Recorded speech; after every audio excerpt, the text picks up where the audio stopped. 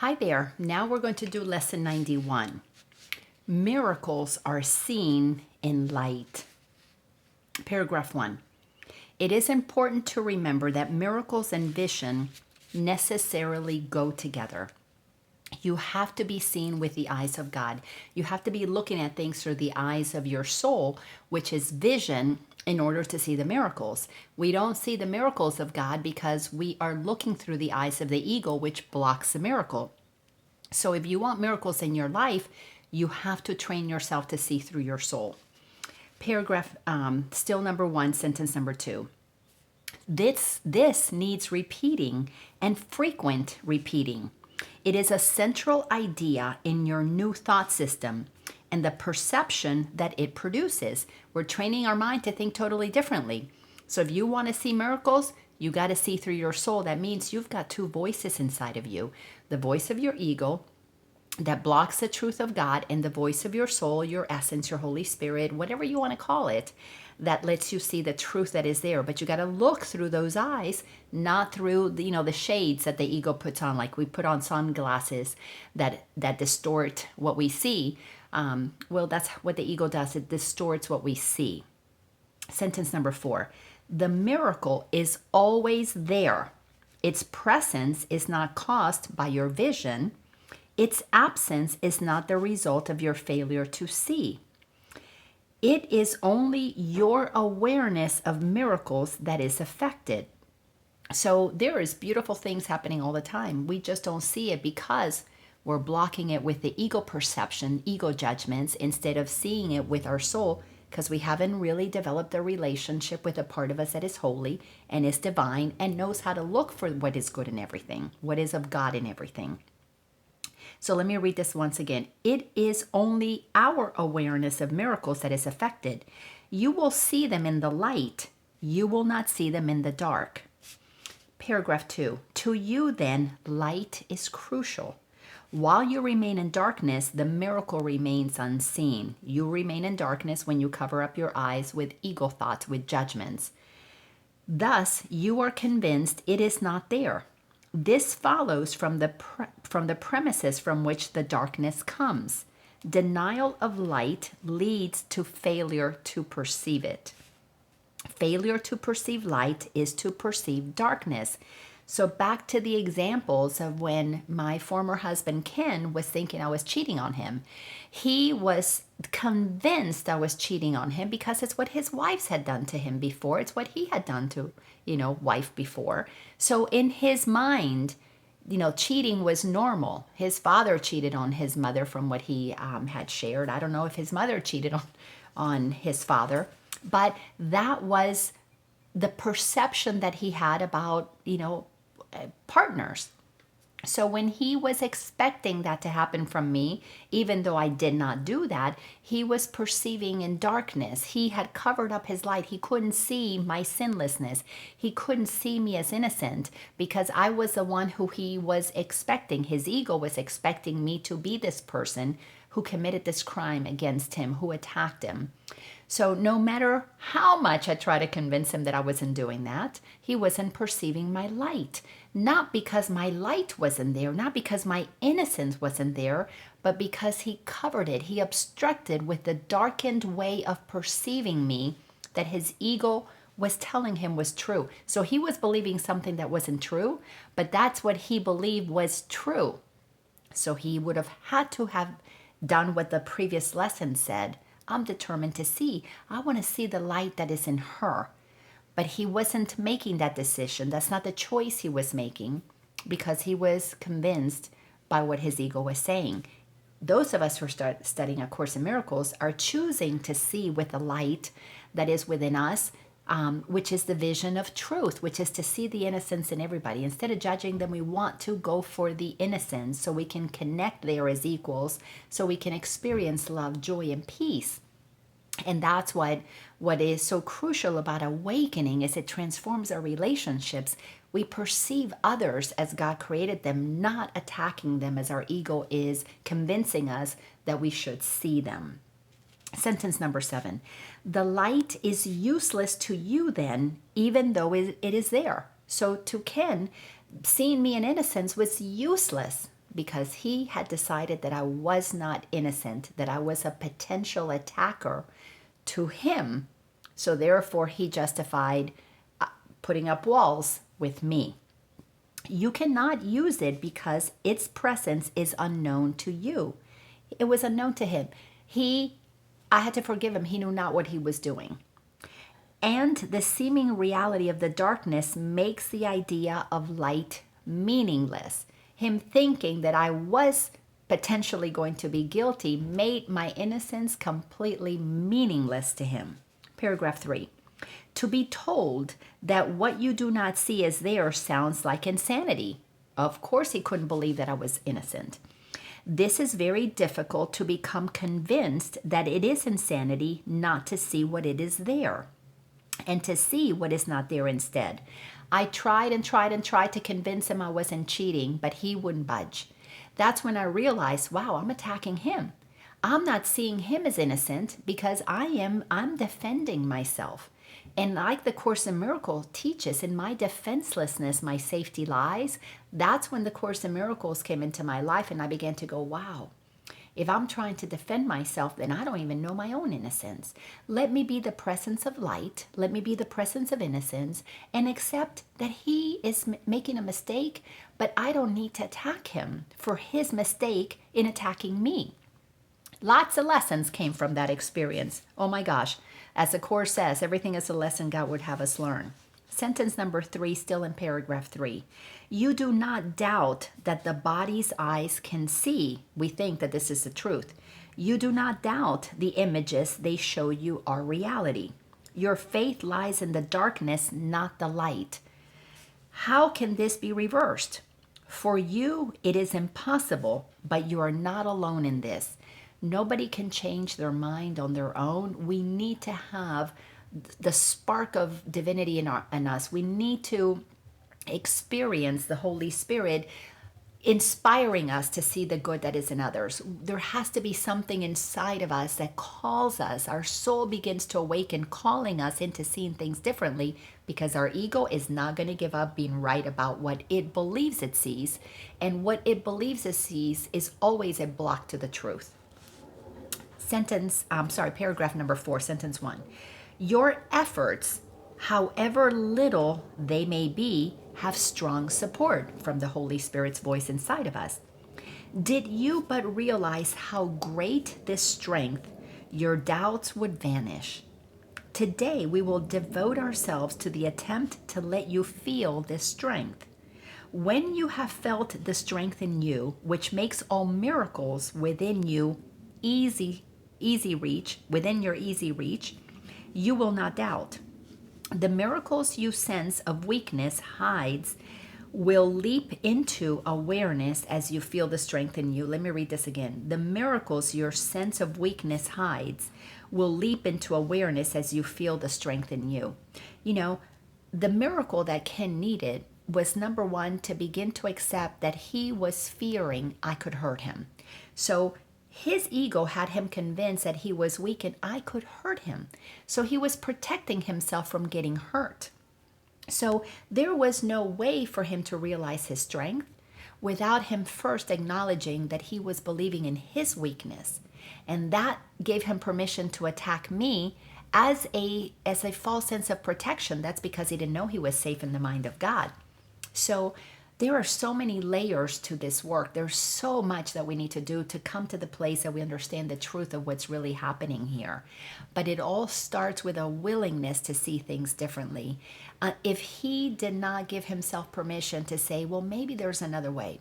And that part that would have said, maybe there's another way, would have been his soul, his spirit saying, I don't need to be right about making her wrong. Let me look at things differently. But that voice could not be heard by him because he was convinced in his weakness and needed to protect himself from what I potentially could do to him, not knowing that that belief that I could hurt him was blocking the strength that lies in him, which is how God created him. So all of this stuff is so amazing. All of these lessons dovetail one into the other. It's just beautiful, absolutely beautiful. So paragraph number 5. 3 times today, Set aside about 10 minutes for a quiet time in which you try to leave your weakness behind. This is accomplished very simply as you instruct yourself that you are not a body. So we've got to acknowledge, number one, we're not these bodies, so that we can begin to realize that whatever hurts this body cannot hurt the soul that we are, which is not this body. Our soul is the spirit that animates this body. It is not the body. Faith goes to what you want, and you instruct your mind accordingly. So Ken had faith in protecting himself, which means he had faith in the ego that was telling him, she can hurt you. You're weak. She can hurt you. My faith was in acknowledging my strength. No matter how much he thinks I am cheating on him, I don't have to defend myself. I don't have to believe that. I know my innocence. So I am going to see the innocence in him. I am going to shift from seeing him as somebody who can hurt me because he is attacking me to somebody who is hurting. So let me not attack him. So I had to change my mind. I'm not a body.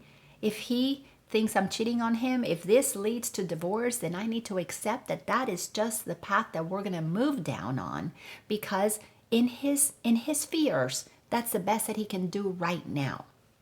But I can let go of my fears, know that I'm not a body, have compassion, and let the divorce happen, let things unfold, and know that I am safe in the mind of God. I am still as God created me, and all of these years later, my life has unfolded beautifully, absolutely beautifully. Paragraph number 5, still sentence 4. Your will remains your teacher, and your will has all the strength to do what it desires. So that willingness to shift is where our power lies. You can escape the body if you choose. You can experience the strength in you. There is such power inside of us, but it is not available to us without our willingness to see things differently. Paragraph 6. Begin the longer practice periods with this statement of true cause and effect relationship. We have to understand the truth. Here, lesson 91, we have had plenty of lessons helping us see cause and effect, and we need to understand the relationship that they have. They happen at the same time. Miracles are seen in light. I have to be able to see with the vision that acknowledges the truth of who they are. That is what lets me see the miracle. The body's eyes do not perceive the light. The physical eyes cannot see that which God created, which is unseen. It is sensed, but it is not seen with the physical eyes. It is sensed with the soul's vision. Number 4, but I am not a body. What am I? The question with which this statement ends is needed for our exercises today. What you think you are is a belief to be undone. You know, if Ken stopped thinking that he was a body and he could be hurt and he was weak and he needed to protect himself, then he would have to go to the place of what am I? He would realize I am spirit, I am energy, I am love. If he would have extended that love to me, and I'm extending my love to him, as it was in the beginning of our relationship, things would have been very different. But his ego convinced him to believe certain things because he willed to believe his ego instead of willing to believe the truth that we started with, that we knew each other from a previous life and we were here to love one another. Sentence number 7 in paragraph 6. What you think you are is a belief to be undone, again, that I'm a body. But what you really are must be revealed to you. We've got to go back to knowing the truth of who we are. Because if we're not a body, what are we? The belief you are a body calls for correction, being a mistake. The truth of what you are calls on the strength in you to bring to your awareness what the mistake conceals. You see, we have to become aware that what we are is spirit expressing itself in these physical bodies. So we have to create an allegiance with the spirit, with the energy that powers all of this. Our soul made a decision to incarnate is using the mind, the thinking ability to create our life experience. So we've got to go to the mind level, to the mental body, to the causal place, which is to recognize that if I have a thought in my mind, it is going to cause an experience. So the cause and the effect comes from the mind first. So we have to understand that so we can correct the mistakes that our ego thinking conceal. Paragraph number 7. If you are not a body, what are you? Powerful question. You need to be aware of what the Holy Spirit uses to replace the image of a body in your mind. You need to feel something to put your faith in as you lift it from the body. So if I'm not a body, I got to begin to develop a relationship with something else.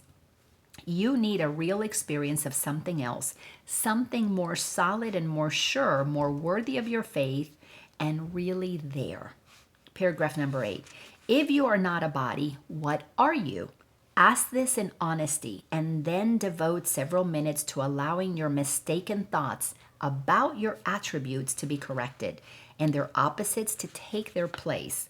Say, for example, I am not weak, but strong.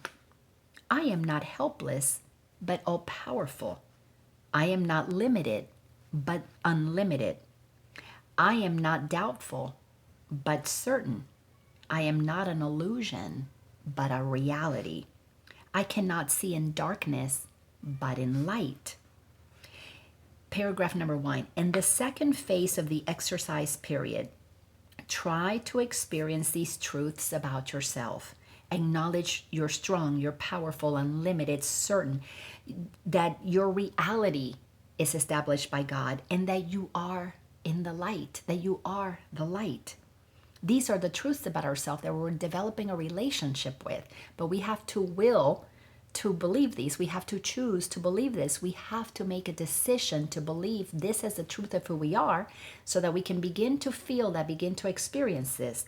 This is what I had to do to see this as the truth of who Spencer was, who Spencer is, so that my mind wouldn't go to see him as a weak boy doing drugs that could get hurt, that could get, killed, overdose. I needed to see me as not this weak person that was going to suffer the loss of a child, that what would people think about me letting him do drugs because that's what the guidance was telling me to allow. So I had to do this with Spencer, which then allowed me to do it with Ken. But this is what we all have to see that is true, or choose to believe that is true about us, so that we can begin to see everybody else differently. Sentence number 2 in paragraph 9. Concentrate particularly on the experience of strength. Remember that all sense of weakness is associated with the belief you are a body, a belief that is mistaken and deserves no faith. Try to remove your faith from it, if only for a moment. You will be accustomed to keeping faith with the more worthy in you as we go along. So we're developing a relationship with the truth of who we are that allows us to feel our worth, our value, our eternalness, our strength. When you begin to realize how strong you are, you stop caring what people think about you, because you don't give a single bit of attention to somebody's thoughts having power over you. Well, Ken was giving power to what I potentially could do as having the ability to hurt him. And even though it never happened, he spent years blocking our connection because he was in a diluted sense of self-protection. Why? Because he didn't want to feel the pain that he once felt when he was betrayed. So instead, he was betraying himself by believing something that wasn't true. Isn't that insane that our ego has us do this? And we allow this to be normal. Paragraph number 10. Relax for the rest of the practice period, confident that your efforts, however meager, are fully supported by the strength of God and all his thoughts. It is from them that your strength will come. It is through their strong support that you will feel the strength in you. This is one of those things where you fake it till you make it. I am strong. Oh gosh, no, I don't feel strong right now. I am strong as God created me. I am the light. Oh, I don't feel like the light. I am the light. So you're going to do this without really believing it for a while. But repeat it to yourself so that you can begin to create a pattern in your mind that allows these truths to become your truth. You develop new neurological pathways. You develop a new way of thinking that you become comfortable with through repetition. And before you know it, you're going to begin to feel the truth of it is going to resonate with you. Once it's not a foreign thought, once it becomes a regular thing that you say, I am strong, I am powerful, I am the light. And when you begin to do that, your activation of awakening has to happen. It has to. So I strongly recommend that you say these things. And as it says here, your work is going to be a little meager in the beginning. Stick with it. And if you are at lesson 91, it's because you must be believing some of this is true. Stay in that space. And if you're already pretty advanced in here, this is a wonderful reminder of how easily our mind can shift and believe the ego. Just as easily, you can shift your mind and begin to think with the Holy Spirit and accept the truth of who you are, because you're not a body. And you know what happens when you know you're not a body? You begin to develop a relationship with a part of you that is eternal, that is really strong, that it is invulnerable, it needs no defending, and it is the source of love, joy, and peace. Pure and simple. Sentence number 4. They are united with you in this practice. The guides are going to assist you, the Holy Spirit. Period. Excuse me, let me read this again. They are united with you, the support that you're going to be receiving in this practice period, in which you share a purpose like their own. Your guides know your eternalness because they are eternal too. Theirs is the light in which you will see miracles because their strength is yours. Their strength becomes your eyes that you may see. Paragraph 11. 5 or 6 times an hour at reasonably regular intervals, remind yourself that miracles are seen in light. 5 or 6 times an hour. Put this in your smartphone as an alarm every 15 minutes, every 10 minutes. To go off and remind you of the truth of who you are. Miracles are seen in light.